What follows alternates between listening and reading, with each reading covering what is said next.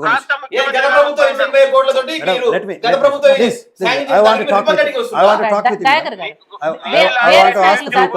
ఉద్యోగాలను పక్కన వదిలేసి మేము రాజకీయం చేస్తాం, ముఖ్యమంత్రి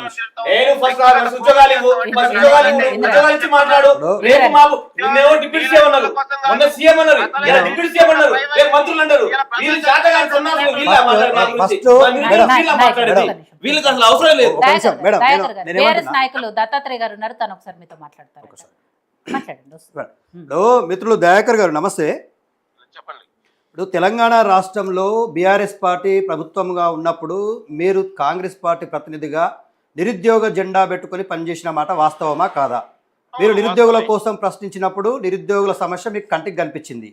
ఇవాళ నిరుద్యోగులు నిజాయితీగా ప్రశ్నిస్తుంటే ఒక ఉస్మాన్ యూనివర్సిటీలో చదివినటువంటి అమ్మాయి అస్మా తను అక్కడే పీజీ చేసి పీజీ అయిపోయిన తర్వాత బయటకు వెళ్ళి ఆ పక్కన ఉన్నటువంటి ఒక రూమ్ తీసుకొని బ్రతుకుతుందండి. వాళ్ళ చెల్లె ఆమె కూర్చొని చదువుకుంటా ఉన్నారు. అది ఇప్పుడు బయటకు వెళ్ళిపోగానే అస్మా అనేటువంటి వ్యక్తి నిరుద్యోగి కాదు. ఇవాళ దయాకర్ ఉస్మాన్ యూనివర్సిటీ విద్యార్థిగా మీరు ఎందుకు మాట్లాడుతూ ఉన్నారు, ప్రతినిధ్యం వహిస్తా ఉన్నారు? ఇవాళ నేను దత్తాత్రేయగా ఎందుకు ఇవాళ ఉస్మాన్ యూనివర్సిటీ ప్రతినిధిగా నేను మాట్లాడుతా ఉన్నాను? మనమేమో ఉస్మాన్ యూనివర్సిటీ విద్యార్థులుగా మనం క్లెయిమ్ చేసుకోవచ్చు, రాజకీయ పబ్బం గడుపుకోవచ్చు. కానీ నిరుద్యోగులు వాస్తవంగా వాళ్ళు ఓన్లీ ఉద్యోగాల కోసం కొట్లాడుతుంటే వాళ్ళని పెయిడ్ బ్యాచ్ అండి, మీరు నిరుద్యోగులే కాదండి. ఈ దయాకర్ అనేటువంటి వ్యక్తి అక్కడ విద్యార్థుల కోసం అక్కడ ఉన్న 8,000 మంది పీజీ విద్యార్థులు, పిహెచ్డి విద్యార్థులు ఉన్నారు. వాళ్ళ కోసం, వాళ్ళ అభివృద్ధి కోసం నేను అనేది రాజకీయాల పేరు ఎవరికి న్యాయం చేశారు మీరు?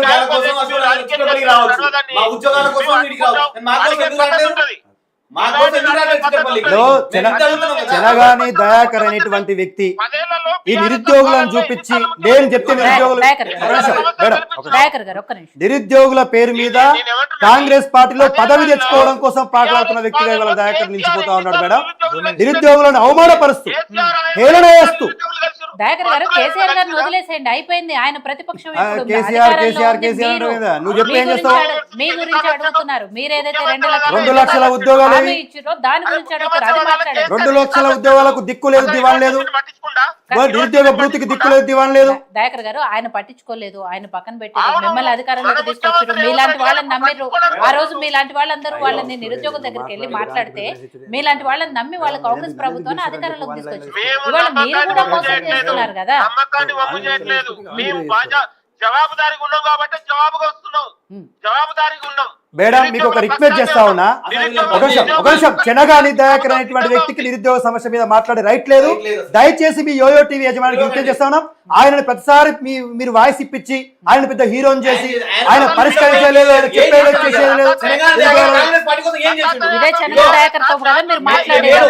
నేను గౌరవ శ్రీధర్ బాబు గారు, విఎస్ఆర్ గారు, మేము కాంగ్రెస్ పార్టీ కోసం మేనిఫెస్టో రాసినాం. ఈయన బీఆర్ఎస్ పార్టీ ఉంటాడు. ఈయన ఏ సంబంధం? ఈయన కాంగ్రెస్ పార్టీకి సంబంధం ఉందా? ఈయన పదవి కోసం, ఈయన అహంకారం కోసం మాట్లాడుతున్నారు. మా కోసం మాట్లాడారు. ఈయన ఏ సంబంధం కాంగ్రెస్ పార్టీ తోటి? మాట్లాడకు, పిచ్చి పిచ్చి మాట్లాడక. అసలు పిచ్చి పిచ్చి మాట్లాడాలి.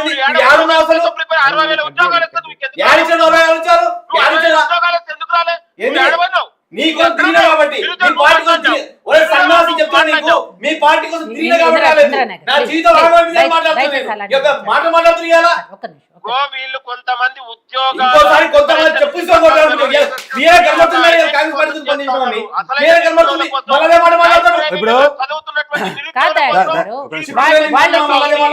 వాళ్ళు క్లియర్ గా మేము కాంగ్రెస్ పార్టీ కోసం పనిచేసినాము, కాంగ్రెస్ పార్టీ తరఫున బస్సు యాత్రలు చేసినాము, ఓట్లేయమని అడిగినాము అని అనుకుంటే వాళ్ళని వాళ్ళు మీరు పెయిడ్ బ్యాచ్ అనో బీఆర్ఎస్ పార్టీ నడుపుతున్నారో ఎట్లా అంటారు? బస్సు యాత్ర చేస్తామంటే స్వచ్ఛందంగా ముందుకొచ్చినటువంటి శివానంద లాంటి వాళ్ళు, మిత్ర లాంటి వాళ్ళు, ఇంకా కొంతమంది ఎవరైతే పరశురాం లాంటి వాళ్ళు, ఈశ్వర్, కొంతమంది అసలైన నిరుద్యోగులు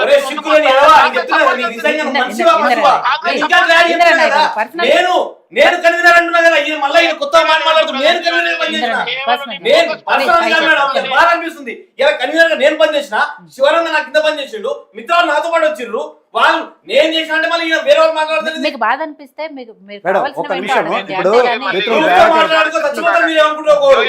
మళ్ళీ చెప్తా ఉన్నాను, ఇవాళ ముఖ్యమంత్రి రావడం 100 ఏళ్ల ఉస్మానియా యూనివర్సిటీకి ఒక చారిత్రాత్మకం.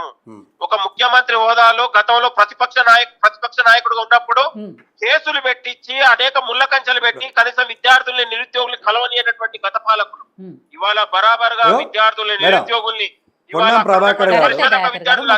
ముఖ్యమంత్రి రావటము విద్యార్థులతో ముఖాముఖి మాట్లాడబోతా ఉన్నారు. ముఖ్యమంత్రి రావటాన్ని ఎవరు అబ్జెక్ట్ చేయట్లేదు, అది చారిత్రాత్మకమే. కానీ వచ్చిన తర్వాత వాళ్ళకి ఏం హామీలు ఇస్తారు, ఏం చెప్తారు, ఏం సమాధానం ఇస్తారు అనేది కదా. ముఖ్యమంత్రి గారికి ఒక విజన్ ఉందండి, యూనివర్సిటీని ఒక అభివృద్ధి చేయాలి. మేడం ఎన్ని గంటలు ఉంటారు? ఒక నిమిషం. మేడం చిన్నగానే దయాకర్ నీకు నిజంగానే నీ ముఖ్యమంత్రి గాని నీకు గాని చిత్తశుద్ధి ఉంటే ఇగో మీ మంత్రి అయ్యా ఈయన పొన్నం ప్రభాకర్ అట ఏం మాట్లాడుతున్నారు నాయకత్వంలో వాటన్నిటికీ ఈ ప్రజాప్రభుత్వం కట్టుబడి ఉంది. ఉల్లంఘన జరిగి చట్టపరంగా న్యాయపరంగా ఒక్క నిమిషం 1,00,000 మంది ప్రభుత్వ ఉద్యోగులను నియమించి లక్ష ఉద్యోగాలు ఇచ్చారు పొన్నం ప్రభాకర్ గారు. పొన్నం ప్రభాకర్ గారు 1,00,000 ఉద్యోగాలు ఇచ్చారు. ఎవరు ఇచ్చారు? 1,00,000 ఉద్యోగాలు ఎవరికి ఇచ్చారు? ఈనాటికి 1,00,000 ఉద్యోగాలు ఇస్తున్నారు. ఇదే తప్పు. 1,00,000 ఉద్యోగాలు భర్తీ చేసిర్రు. రేవంత్ రెడ్డి గారేమో 60,000 పొన్నం ప్రభాకర్ గారు మార్చి లోపల 1,00,000 ఉద్యోగాలు ఇస్తామని చెప్పి చెప్తున్నారు అనేదాన్ని. ఎక్కడ ఇస్తారు మేడం 1,00,000 ఉద్యోగాలు? గత సంవత్సరం పోయింది, ఈ సంవత్సరం పోయింది. సరే దయాకర్ గారు ఒక విషయం చెప్పండి. ఆ రోజు అంటే 21వ తారీఖు ముఖ్యమంత్రి గారి షెడ్యూల్ ఏంటి, యూనివర్సిటీలో ఆయన ఎన్ని గంటలు గడపబోతున్నారు, ఏం చేయబోతున్నారు అనేది? ముఖ్యమంత్రి గారు ఆల్రెడీ అక్కడ ఉన్నటువంటి వైస్ ఛాన్సలర్ యూనివర్సిటీ పాలక మండలి ఆయనకు ఉన్నటువంటి ముఖ్యమంత్రి గారి యొక్క షెడ్యూల్ నిర్ణయిస్తారు. ముఖ్యమంత్రి గారు వివిధ హాస్టల్తో ఓపెనింగ్ తో పాటు ఇక్కడ ఒక లైబ్రరీ బీఆర్ఎస్ పార్టీ హయాంలో కట్టిన హాస్టల్స్ బీఆర్ఎస్ పార్టీ డబ్బులు గత ప్రభుత్వం కేసీఆర్ గారు ఇచ్చిన 82,000 కోట్ల నిధులతో పూర్తి చేసినటువంటి హాస్టల్స్ ని నేను వచ్చి కొబ్బరికాయ కొడతా అంటే ఎవరికో పుట్టిన బిడ్డని నేను ముద్దాడుతానట్టే ఉంది. ఎవరు కడితే ఎవరు ఓపెన్ చేస్తారు? నేనేమంటా ఉన్నాము మేడం, అట్లా కాదు. ఇప్పుడు ఈ ప్రభుత్వము కొత్తగా వచ్చి 100 కోట్లు ఇచ్చిందా ఉస్మాన్ యూనివర్సిటీకి? ఈ ప్రభుత్వం కొత్తగా వచ్చి ఉస్మాన్ యూనివర్సిటీలో ఏమైనా చేసిందా? ఇవాళ ప్రజెంట్ అడ్మినిస్ట్రేటివ్ బ్లాక్ కూడా కడుతున్నటువంటిది ఆనాడు గతంలో కేసీఆర్ ప్రభుత్వం తీసుకున్న నిర్ణయమే. ఏది అయినా కూడా ఇవాళ ఈ ప్రభుత్వం వచ్చిన తర్వాత ఒక్క డెవలప్మెంట్ ప్రాజెక్ట్ కొత్తగా ఓపెన్ చేసిరా చెప్పండి మీరు? ఫ్యూచర్ సిటీ పేరు మీద అది, నిరుద్యోగుల పేరు మీద ఇది, రైతుల పేరు మీద అది, ప్రతి ఒక్క అంశంలో అన్నింటినీ మోసం చేసుకుంటే తెలుసుకున్న తర్వాత ముఖ్యమంత్రి గారు చాలా అద్భుతంగా చాలా విజన్ తోని ఉస్మాన్ యూనివర్సిటీకి రాబోతా ఉన్నారు. అక్కడ ఆంక్షలు లేవు, ఆకాంక్ష ఎక్కడ కూడా నిర్బంధాలు లేవు. కొంతమంది 4-5 వాళ్ళ ఏదో ఒక ఐడెంటిటీ కోసం పోటీ పడితే మేము ఏదో అడ్డుకుంటే తప్ప వాటి గురించి పట్టించుకోవాల్సిన అవసరం లేదు. అక్కడ ఉండే ఉస్మాన్ యూనివర్సిటీలో అన్ని వర్గాల విద్యార్థులు, అధ్యాపకులు ఉస్మాన్ యూనివర్సిటీ మొత్తం ఘన స్వాగతం పలకబోతా ఉంది. ముఖ్యమంత్రి రాకతోని ఉస్మానియా యూనివర్సిటీ ఒక పురోగభివృద్ధిలో రేపు పయనించబోతా ఉంది. ఉస్మానియా యూనివర్సిటీకి గొప్ప ఒక వరం లాగా ముఖ్యమంత్రి గారు రేపు వరాల జల్లు కలిపిపోతా ఉన్నారు. ద్వారా ఉస్మానియా యూనివర్సిటీ ప్రఖ్యాతి పెంచడానికి, గతంలో ఉస్మానియా యూనివర్సిటీ అంటే ఒక ఇంజనీరు, ఒక న్యాయవాది, లేకపోతే ఒక సైంటిస్టు, ఒక జర్నలిస్టు ఇట్లా ఉన్నటువంటి ఉత్పత్తి కేంద్రాలుగా ఉన్నటువంటి ఉస్మాన్ యూనివర్సిటీ 10 ఏళ్లలో మొత్తం విచ్ఛిన్నం చేసి విధ్వంసం చేసినటువంటి సందర్భంలో ఇవాళ రాష్ట్ర ముఖ్యమంత్రి గారు తిరిగి పునర్నిర్మాణం చేసుకొని గత పూర్వ వైభవాన్ని తీసుకురావడానికి కాంగ్రెస్ ప్రభుత్వం ముందుకు తీసుకెళ్తుంది.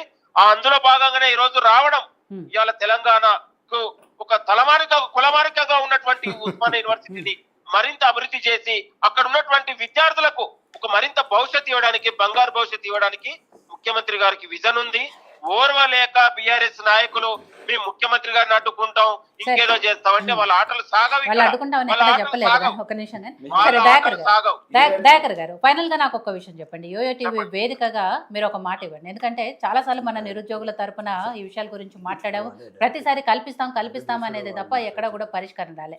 వాళ్ళ తరపున గొంతుగా ఒక విషయం అడుగుతున్నాను. మీరు ఏదైతే 21వ తారీఖు ముఖ్యమంత్రి రేవంత్ రెడ్డి గారు వస్తున్నారు అని చెప్తున్నారో, నిరుద్యోగులకు నోటిఫికేషన్